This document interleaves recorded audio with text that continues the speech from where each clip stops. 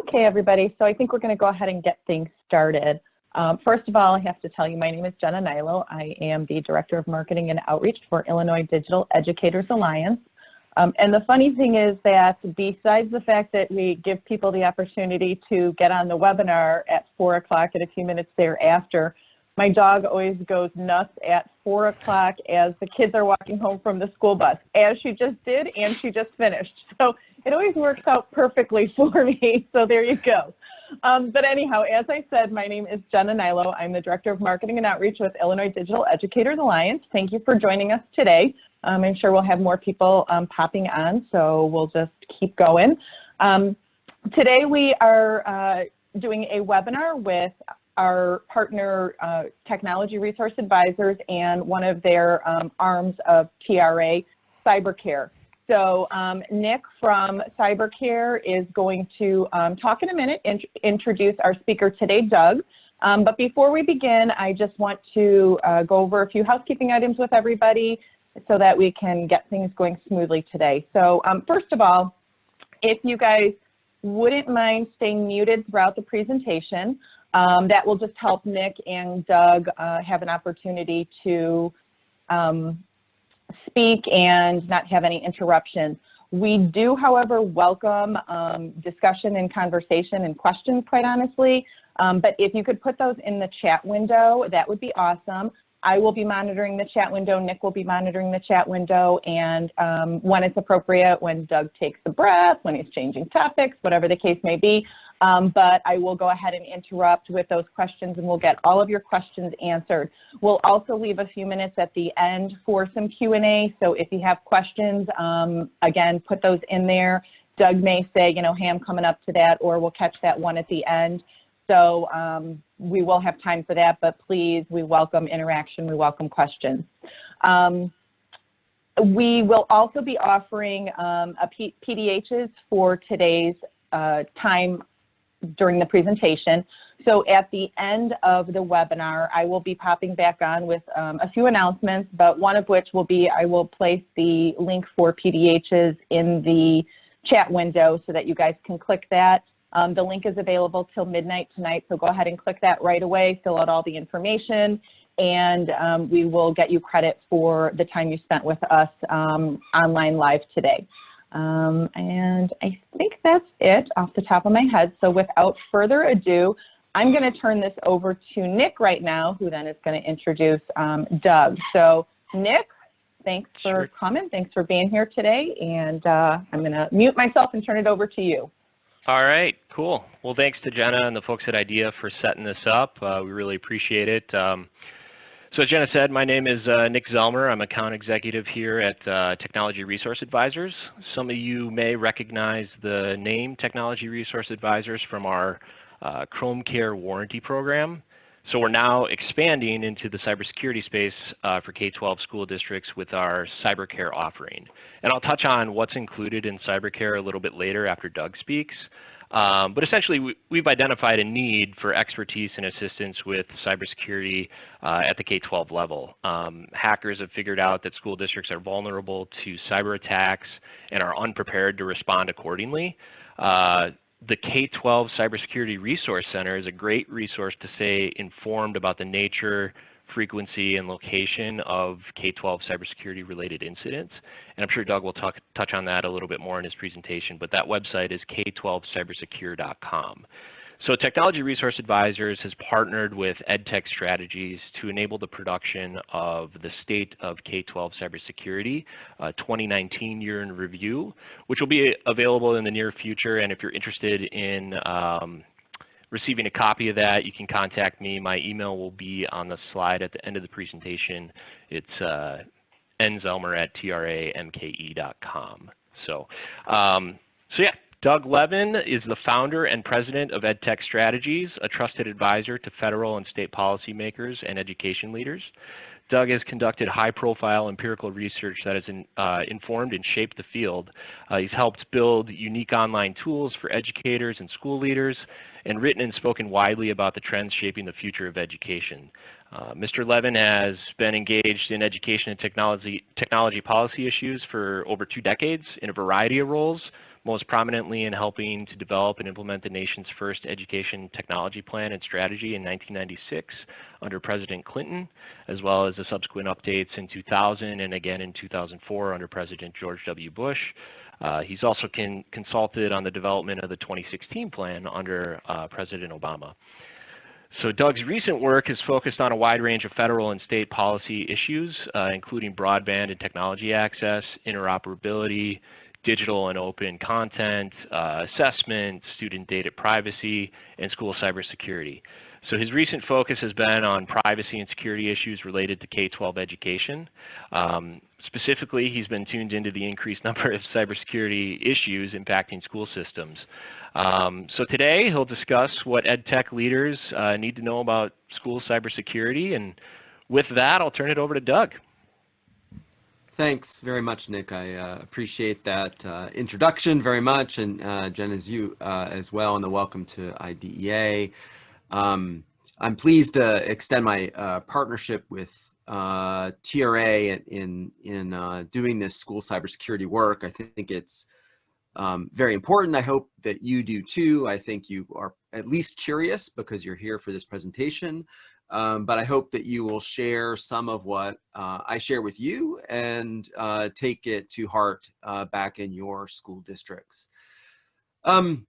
So I will be talking about what EdTech leaders need to know about school cybersecurity, broadly speaking EdTech leaders, and drawing from lessons from something I call the K-12 Cyber Incident Map, which I will talk through and explain to you this afternoon.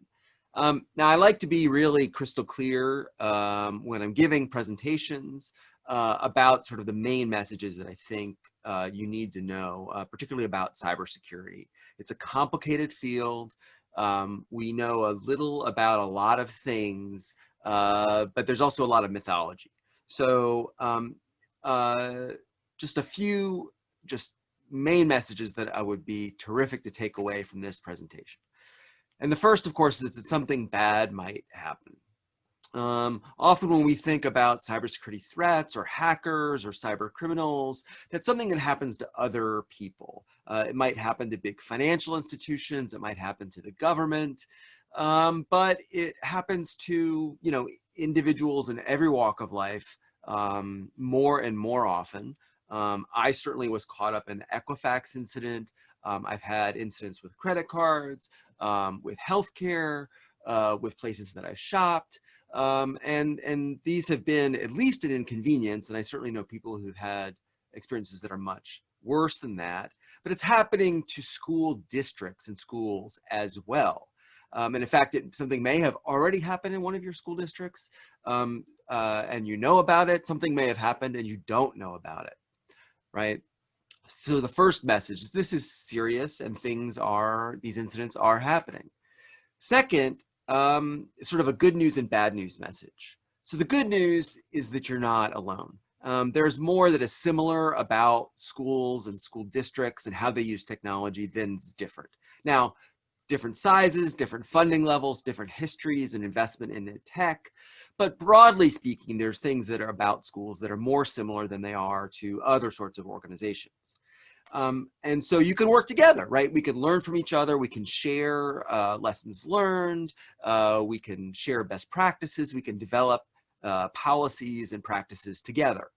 The bad news, though, is that the bad guys, the cyber criminals, have figured out that schools do not maybe have state-of-the-art cybersecurity, and in some cases are specifically targeting schools to create problems, to steal money, to steal identities, to cause mayhem, right? And so the bad news there is that the bad guys have figured out that schools may be vulnerable, and some of them are specifically targeting school districts. And then finally, sort of moving forward, sort of with great power comes great responsibility. So yes, that's a blatant ripoff of Spider-Man and the superhero genre. But as EdTech leaders, right, we have been spokespeople in our school districts. We've been champions in our school districts for more and better and more effective use of technology in our schools, right? So we have trusted voices right? And so with that power, we do have a responsibility to help make a difference. And I think there's some simple things that we as ed tech leaders can do, no matter if your focus is in the classroom or if you are a district tech coordinator or you happen to be technology savvy principal or even superintendent, right? And so we have the power and our ability to make a difference. And there's lots of low-hanging fruit that we can do to help with that. So today, what I want to cover is first just terminology, just to make sure that we understand and level set kind of our conversation, that we're talking about the same thing. I want to talk about the work that I have done to learn about school cybersecurity through developing the K-12 Cyber Incident Map and launching the K-12 Cybersecurity Resource Center. Say that 5 times fast.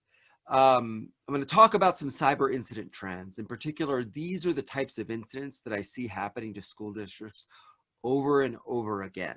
And so if there were a certain set of sort of types of attacks or things that schools should be most worried about, I would pick these.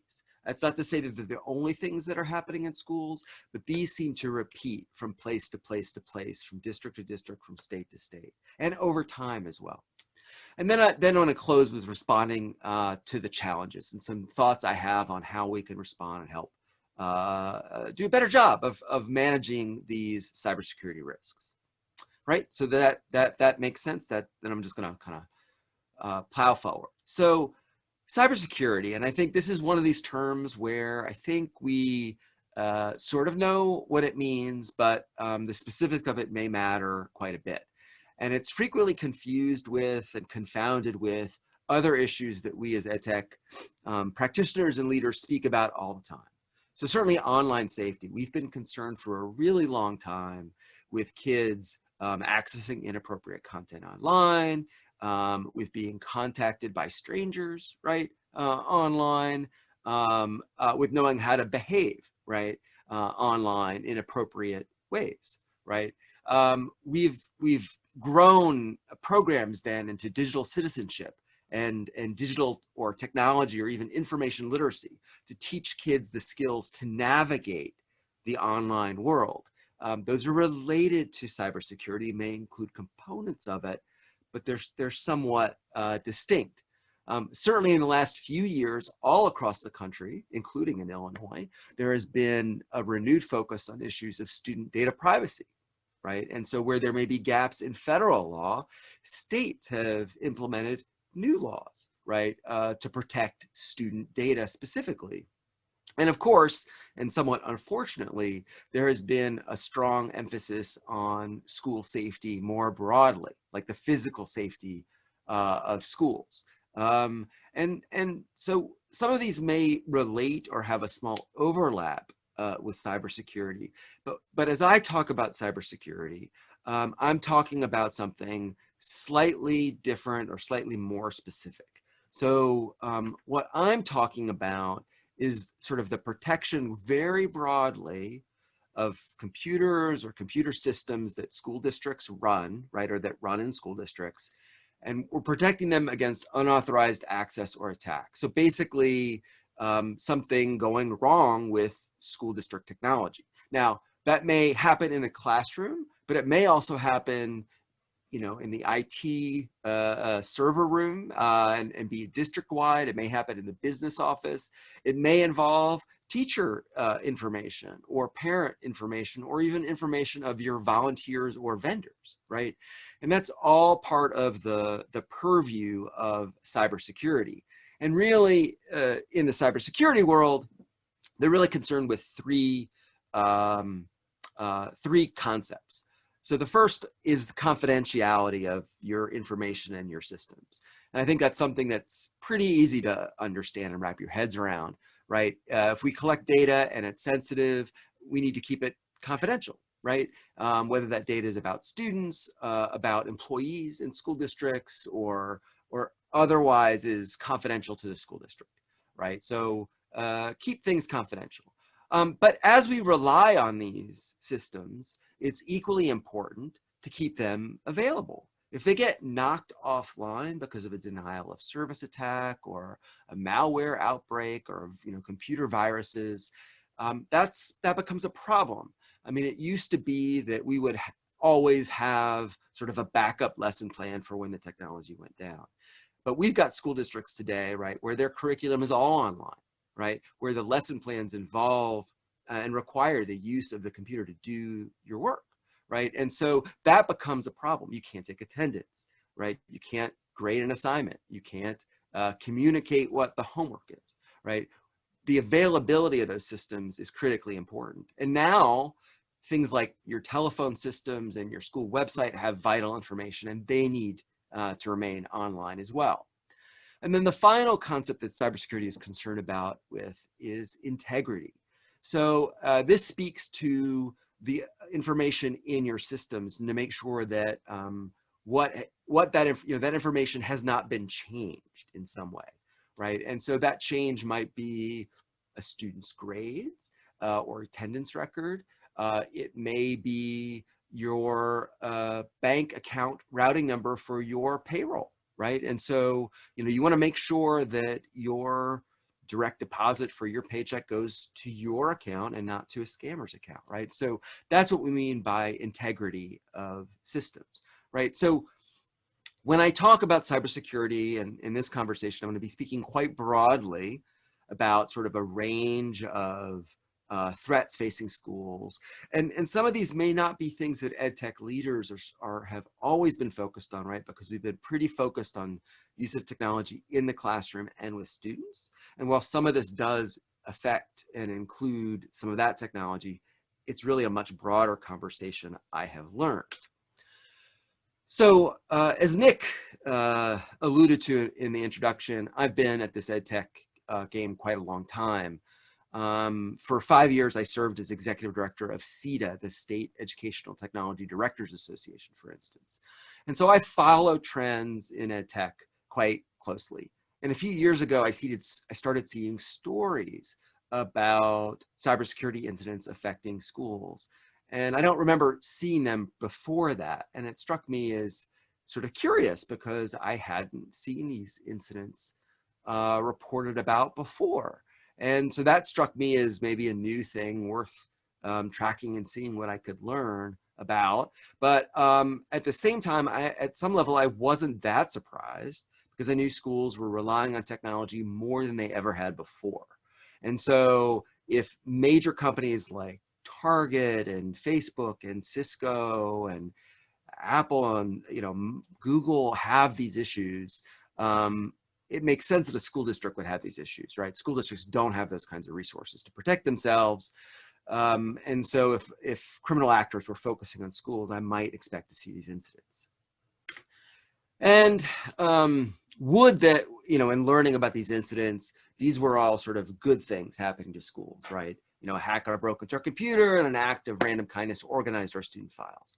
In fact, what I was seeing were pretty significant and serious incidents. And when I went looking around for who might know more, right? Who had done research on school cybersecurity? What did we know? What were the trends? How can schools protect themselves? I really found very little information. And so I took it upon myself, given that I didn't know, I figured other people didn't know as well. Maybe if I assembled some information and shared it, we could learn something. And so in March of 2017, I launched something called the K-12 Cyber Incident Map. And as you can see there, when I launched the map, it was literally a map built on a Google interface. It was roughly 100 incidents that I had identified in about 15 months. And I started tracking from 2016 forward. I just arbitrarily picked 2016 to start and cataloged every publicly disclosed cybersecurity incident I could find. And so that means news reports, it means reports from data breach reporting services. In some cases, these reports are going to be found in state attorney generals or Department of Justice pages in each of your states. And sort of through word of mouth, right? Through direct reports on school district websites or on social media accounts is how these things are identified. And as you can see, by November 2019, I had kept tracking this, and the number of incidents has really just exploded, right? And so now, at February 2020, the map looks something like this. And you'll notice that the interface has changed a little bit.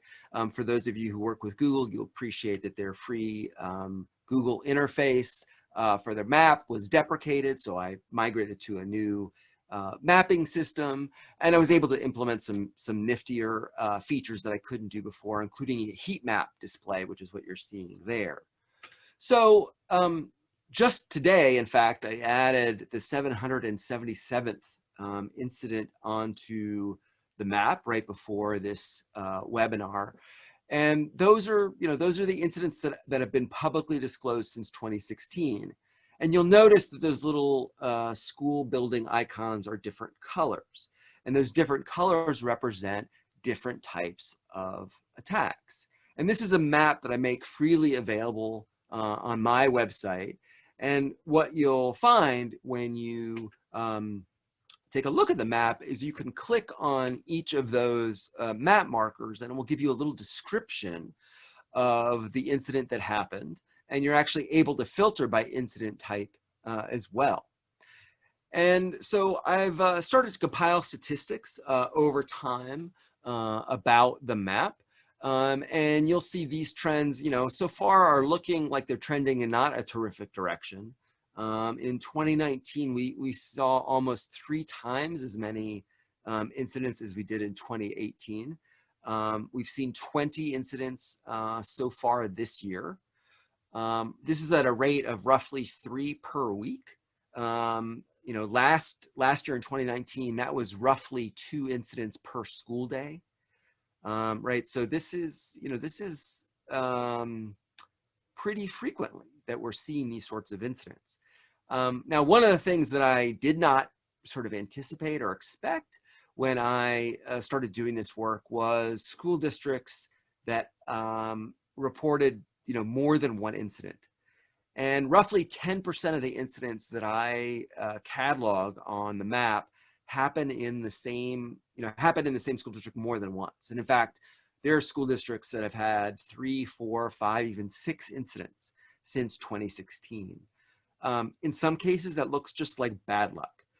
In other cases, it starts to raise questions for me about a culture around cybersecurity that may be lacking, right? I don't, in many respects, the map raises more questions than answers, but this is the definitive data that exists right now on the state of K-12 cybersecurity incidents.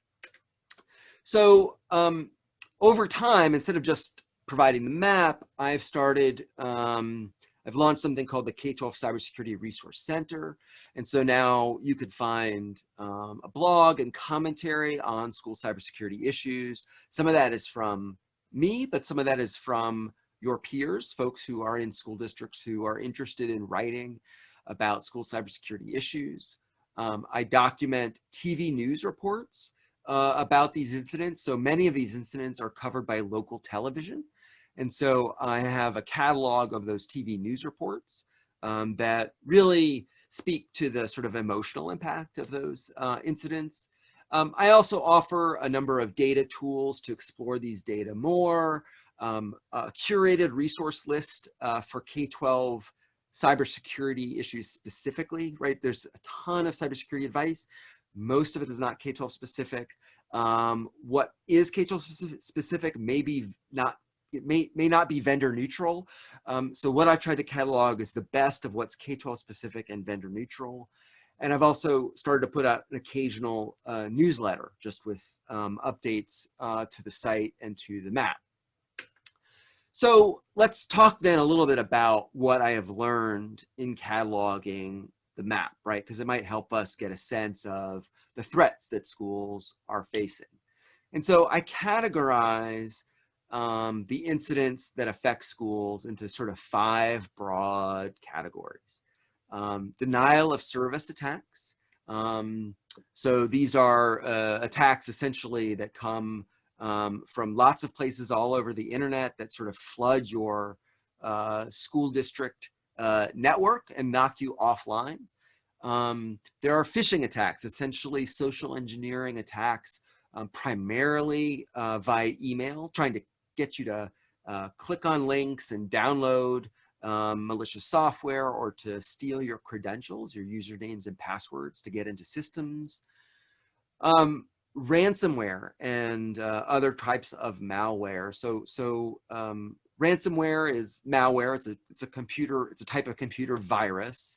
The thing that's specific about ransomware is how it acts. And so, right, malware will infect your computers. It often spreads very quickly to other connected computer systems, and even to sort of Internet of Things devices if it can, so printers and routers and other internet access devices, really, because everything is plugged into the internet nowadays, from security cameras to smart boards, etc. And what it does is it encrypts the files to lock you out. But the thing that really distinguishes ransomware is that it comes with an extortion demand. And it is really an attempt by cyber criminals to essentially extort you to get access to your files back. And that's something that has been targeting school districts, but also other local and state government organizations pretty heavily over the last year or so, because bad guys have found out that school districts and other government agencies are vulnerable to these sorts of attacks. The most frequent experienced type of incident, though, in school districts are data breaches, unauthorized disclosures and breaches of data. In many cases, this is student data, but not exclusively. In fact, in 2019, there were almost as many breaches that included educator data as there were that included student data. In some cases, these breaches are caused by employee error, right? An educator or administrator may email out an attachment by mistake. They may post something that's confidential on a website and make it public by mistake, or share something in a shared document by mistake. In some cases, these breaches are coming from students themselves, right, who may be interested in causing trouble or changing grades. But particularly in 2019, what we saw was a growth in incidents due to the actions of vendors, school district EdTech vendors, which is not something that we talk about very much, because in many cases we trust those EdTech vendors to maintain private and secure systems and do it in a way, in some respects, better than we as school districts could do it, because that's their sole purpose and job. But we started to see some of those incidents as well. So let's then talk about sort of the types of school districts that might experience these incidents, because you might be thinking, gee, those are concerning, but I wonder if it would happen to us, right? Why would cyber criminals go after us? Why might we be affected? And so what I have done is I have correlated the characteristics of school districts that have had an incident with those school districts nationally. And I do that using data from the US Department of Education, National Center for Education Statistics. And so what you see on your screen is a breakdown of the characteristics of school districts that have experienced any incident since 2016. And there's a lot here. Obviously, I categorize by sort of urbanicity, by the size of the school district based on student enrollment, by the poverty status, essentially free reduced lunch status, and the region of the country. Illinois, of course, located in the central region. So two things I would take away from this. One is that I have cataloged examples of school districts from the very largest in the country to the very smallest who've experienced significant incidents. And from Alaska to Florida, from Maine to Hawaii, and everywhere in between. there is not a type of school district that is immune to these sorts of incidents. And I promise, I can find a school district that looks just like yours that has had an incident that is significant.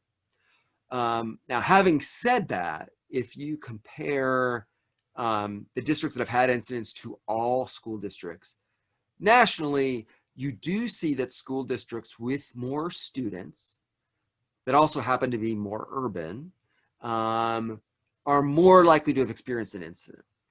I personally believe this is likely because that means that they probably have more technology, they have more users of that technology, and therefore they might have a bigger chance, there might be a bigger target for cyber criminals, or they may be more likely to click that phishing link.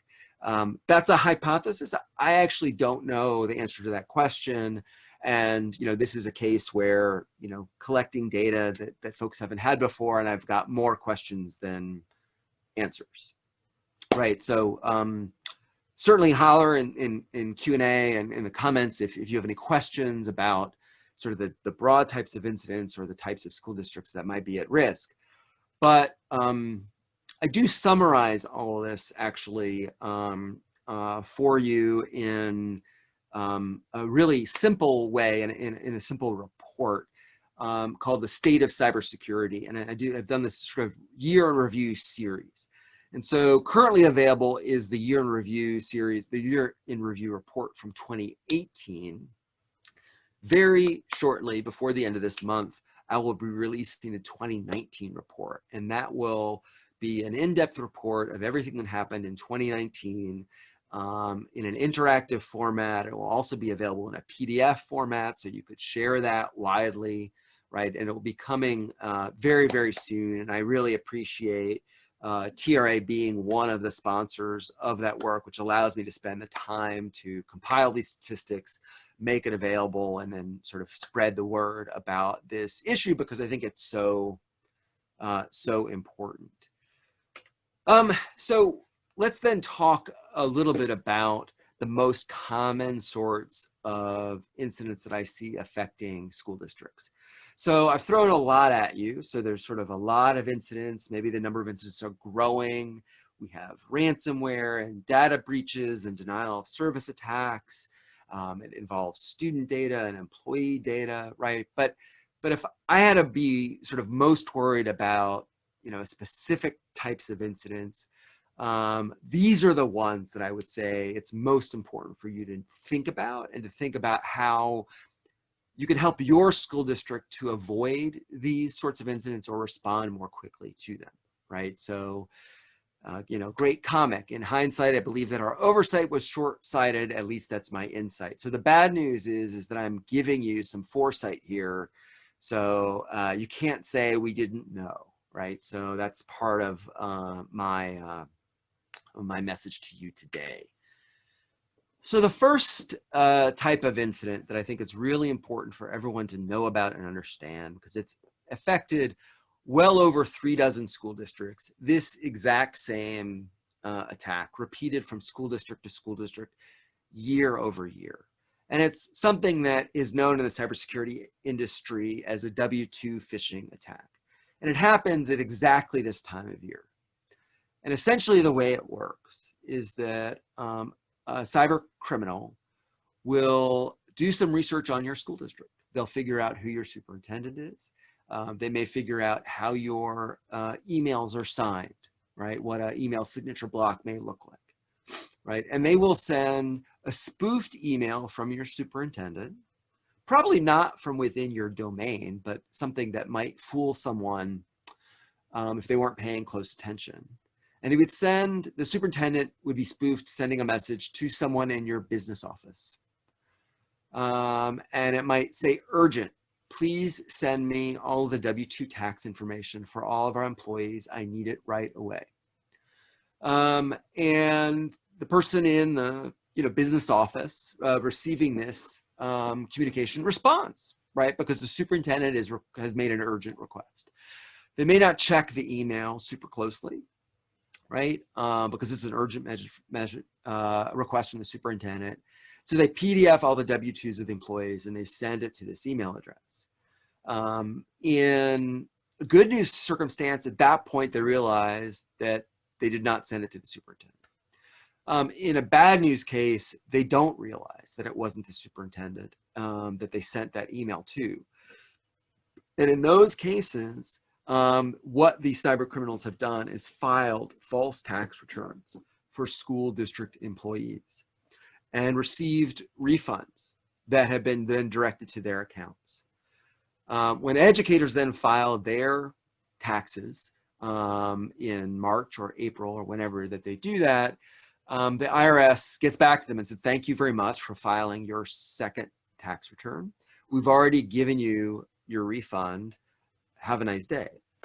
And of course, the wheels fall off at that time, and it's quite difficult to get your identity back and to unwind all of that paperwork with the IRS, which is not exactly a fast-moving organization. The good news, if there is good news, is this sort of attack has become so common that the IRS is getting better at helping people. But it has specifically been targeting school districts, right? And so this is something in particular that, you know, your folks in your business office that handle sensitive employee information need to be alert to. Similarly, we've seen folks in business offices scammed to the tune of sort of millions of dollars from school districts. And, you know, there are many people who think, why would cyber criminals go after school districts? They don't have any money, right? You would go after a bank, you go after a big business. School districts don't have a lot of money. Well, the fact of the matter is that school districts actually take in a lot of money, but their needs exceed the amount of money they take in. You know, they have facilities, they run transportation, they run food service, you know, they have a bunch of employees, they serve a lot of people in the community. And so a lot of money comes in and goes out, and almost not more money than when school construction projects are happening. And so we've seen a pattern where when a school district is involved in a capital expenditure, you know, they've gone out to bid, to build, you know, maybe they've gotten a bond or a levy passed. They've gone out to bid to get a contractor to build their next school, or maybe it's just their football turf, or, you know, some major upgrade, right? It's a hundreds of thousands or multi-million-dollar project. The cyber criminals will know that you're in the midst of this project. They will know who your vendors are. And what they will do is they will phish, they will scam either the person in your business office or the vendor, right? And direct the school district to send the payments for that school construction, not to the vendor, but to the criminal. So in 2019, $3.7 million was stolen from a Kentucky school district this way, right? We've seen multi-million-dollar scams perpetrated. In the best case, school districts do get back much of this money, and that is when they're able to identify it happening quickly, when they're able to get law enforcement and their banks to intervene quickly, and when that money has not been transferred quickly. In many cases, what the cyber criminals will do is transfer that money overseas, or even transfer that money out of state. And when that happens, if it's overseas, it may never be recoverable. If it goes out of state, it may be months or years before it's recoverable. It will be recovered, but the school district in the meantime is floating that extra money. And as we know, most school districts don't have that kind of slack in their budgets. And so just based on the sheer amounts of money, these sorts of attacks are super concerning. The third type of the third common incident that I see is something that I would broadly term an insider threat. And so I bet as you walk around your school buildings, you see computers like this, right? And, you know, passwords are a pain. And as it turns out, there are examples after examples of school district staff who've lost control of their passwords through essentially poor cyber hygiene processes. Now, in some cases, it may be because they don't know better, they haven't received training, Or it may be that, you know, district IT is really making it difficult for them and their systems don't work well together and there's really no other option. But nonetheless, in many, many cases, incidents happen because teacher credentials get lost or reused, right? But the other type of insider that I see school districts struggling with, and really any school district that has a middle school or high school students, I promise you, you have students who are testing their skills against your systems. They are tech savvy, you know, a handful of them are tech savvy, they may be bored. It is trivial to do an internet search and to find essentially free to use tools and services to help students as young as 12 exploit school systems. Everything from denial of service attacks to breaking into student information systems and changing grades or attendance. More enterprising students will sell that access to their peers, right? And so they'll change grades for money.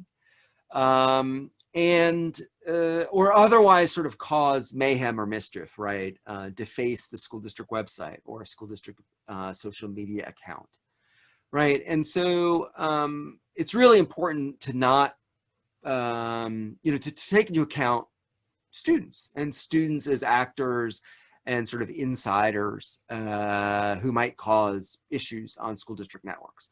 And of course, students are kids, in many cases young kids, and so we really need to think pretty deeply about how we educate them and discipline them when they do these sorts of acts, right?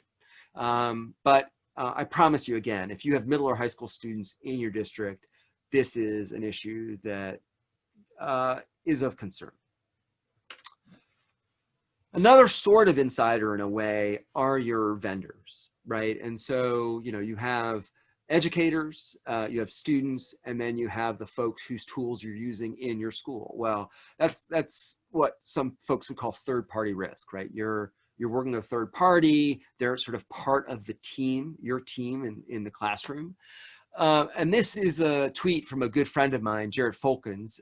He runs an organization called OPSEC EDU, which is a collective of security-minded IT folks who work in schools.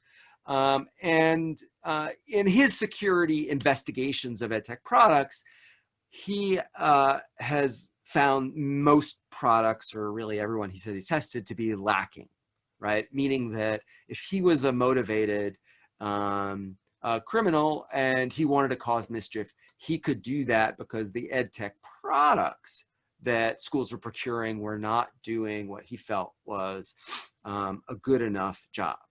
And so I was curious, I went through my data, and in fact, you may recognize some of these companies, you may work with some of these companies, but every one of these companies and more have had, you know, are tied to incidents that have ended up on the K-12 cyber incident map. In some cases, it may be because a vendor experienced an attack by a cyber criminal. A vendor may have had a ransomware or a malware outbreak. A vendor may have had an employee who made a mistake, right? Or it may be a cyber criminal who went after them. I mean, and even in bizarre cases, we've seen vendors go after each other in competitive fights, right? And so it is important to think about the sorts of rules that we have in place to ensure that our vendors not only have good privacy practices in place, but have good security practices in place. And note, I'm saying practices, not policies. They should have good policies, but we need to verify those policies and make sure those good practices are in place as well. And then finally, the last type of incident that I think people in school districts really need to pay attention to is this ransomware threat. And you know, I say game over because in many cases, when school districts are overrun with ransomware, they're left with sort of two very unsavory choice, or a very unsavory choice with two options. The first is to pay the extortion fee. Now, it used to be that such a fee might be $5,000 to $10,000. Sometimes it's paid in cryptocurrency, in Bitcoin or Monero. right? But an amount of money that might have you think twice, right? Setting aside that this is going to very bad people and that you'd be encouraging bad behavior, the ability to get back up on your feet once you have been locked out of your systems. You know, you might make a business decision to do that, even though law enforcement will always tell you not to do that. But the other then decision, if you don't do that and you are locked out of your systems, is it may be a case where you have to rebuild all of your systems. And we've seen school districts that literally have had to close schools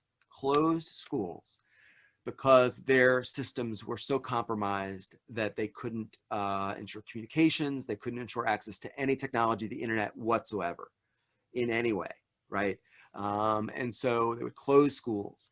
In some cases, school districts have been without internet and access to core services for 2, 4, 6, 8 weeks, right, and longer. And they spent hundreds of thousands of dollars recovering. Right. It is a significant issue. And in fact, we saw the state of Louisiana declare a state of emergency at the beginning of last school year because there was a ransomware outbreak sort of spreading through the state of Louisiana schools. And the governor then stepped in with the National Guard to help schools take the steps they could to protect themselves. This is a big, big deal. And it's even gone up to Congress, and the federal government is now considering trying to figure out ways to step in and help school districts respond, right? So those are the sort of 5 big things that I see repeated over and over that are affecting school districts.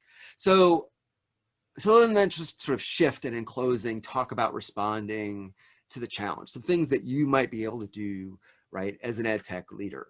And because what I've seen schools facing is sort of what I would call the sort of 4 horsemen of the sort of K-12 cybersecurity apocalypse, and not to be too dramatic, right? But there's really 4 things that schools are struggling with. First is a belief that it won't happen to us, right? Second, that, you know, we're student data privacy compliant. And as I think I try to underscore, that's good and that's important and you need to do that, right? But that's not the same thing as ensuring that security that you need is in place, right? They are related, but not the same.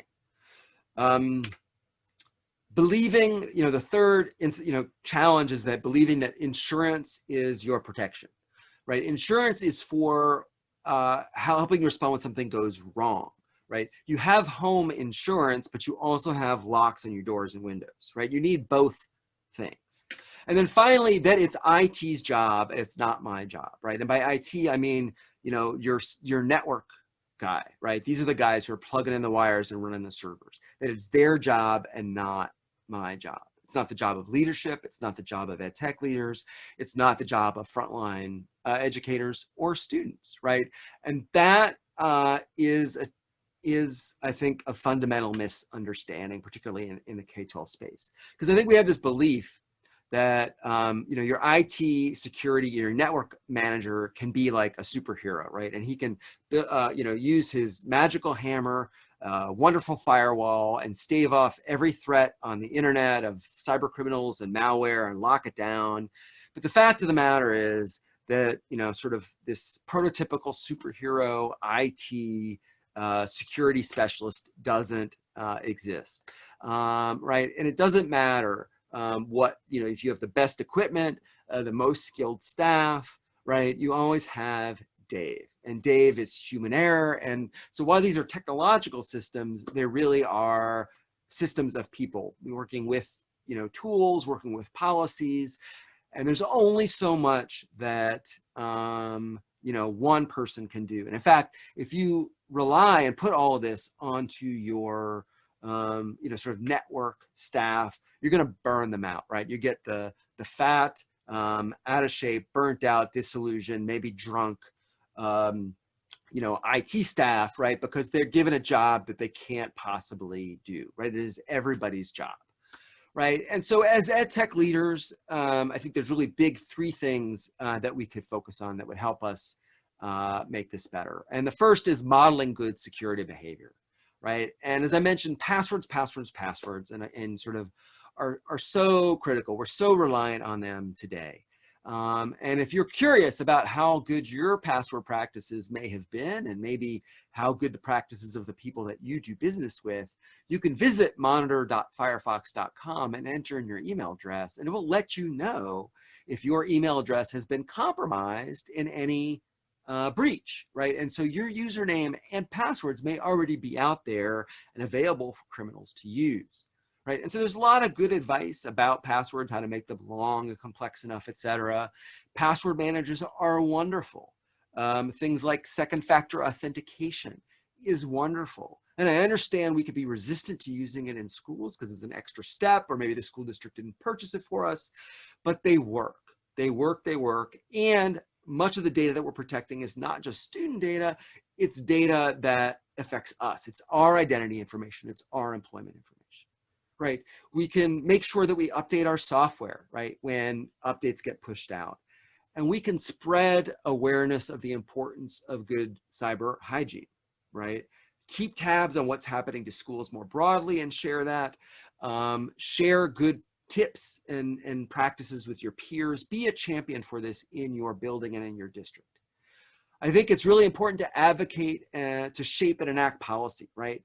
To be really clear about who's got the role to do this, who's responsible for doing what, and we all have a role. Advocate for more money, for training, for resources, right? And ensure that there's a plan B in place, right, for when, not if something happens, but when something happens. What's the plan B? How are you going to get back online? How are you going to get those backups restored? How are teachers going to teach, right? How are we going to talk to parents? Right? How are we going to communicate to parents about what's going on? You don't want to be figuring this out in the moment. And I also think there's an opportunity to make this also about students, right? This is a burgeoning field, cybersecurity. There's not enough workers in the field. Certainly schools have been interested in pushing computer science and coding, and this is a part of that, teaching them about cybersecurity, right? It can be a part of digital literacy and citizenship and thinking about what those cyber hygiene practices are. And importantly, particularly for kids that go astray and test school systems, they really are in need of mentorship and teaching about digital ethics, right? What's a responsible way to disclose a vulnerability? What's a responsible way to let somebody in authority know that there might be a problem, right, on your network that any student could exploit, right? Help them, help educate them so they make good decisions.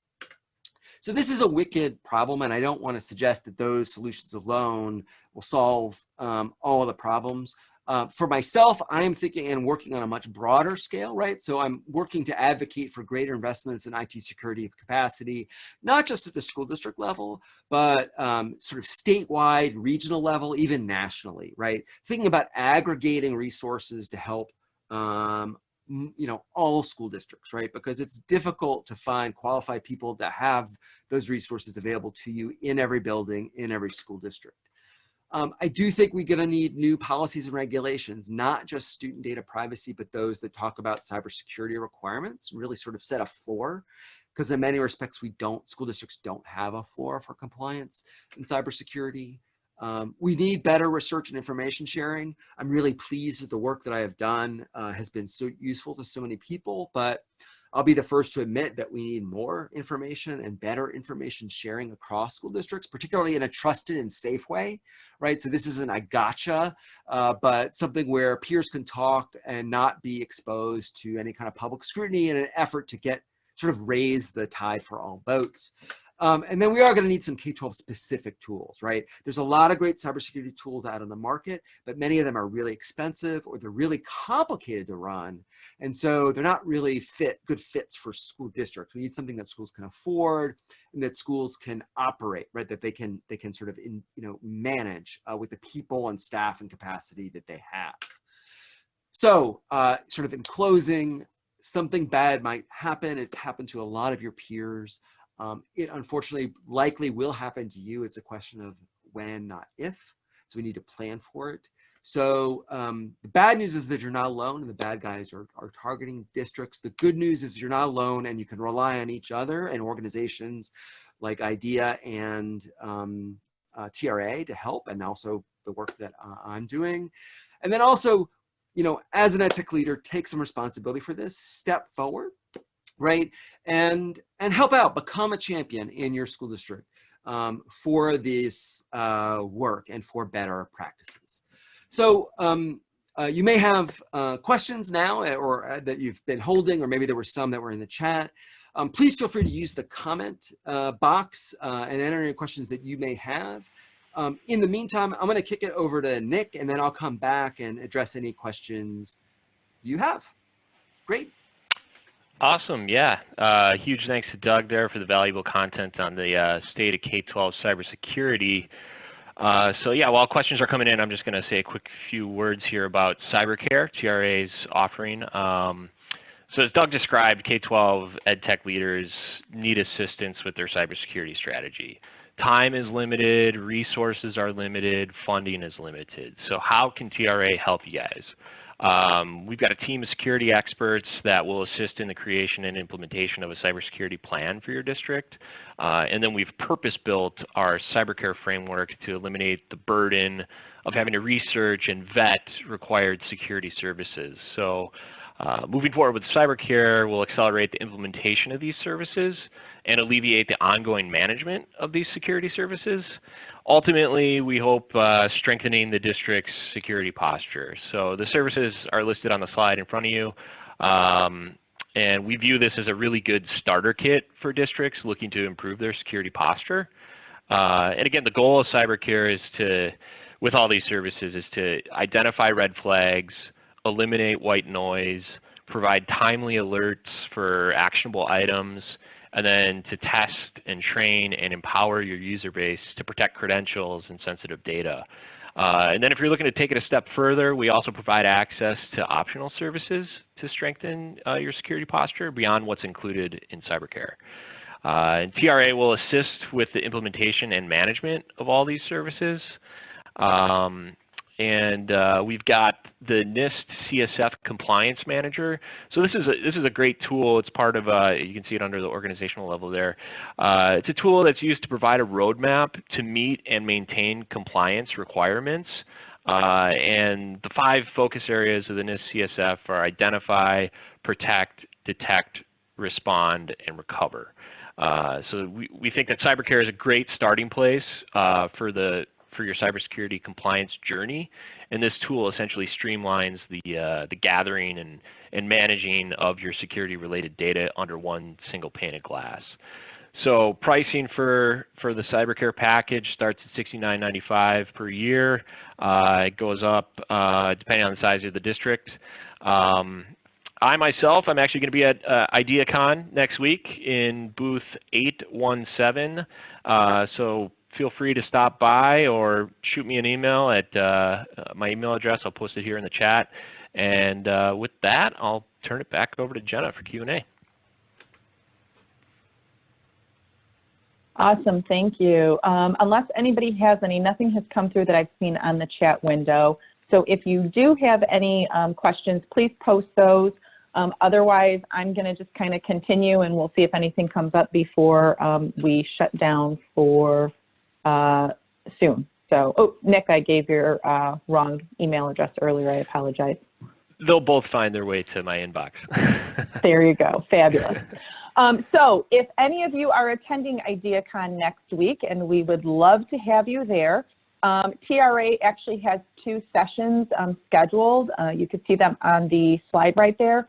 Providing tech support for one-to-one initiatives, student internship, job skills, and outsourced solutions. They're doing that session twice, once on Wednesday, 11:15 to 12:15, and then again on Thursday, 9:15 to 10:15 a.m. So we would love to have you check out those sessions, or the session at least one of those times during IdeaCon. So please do go to that session.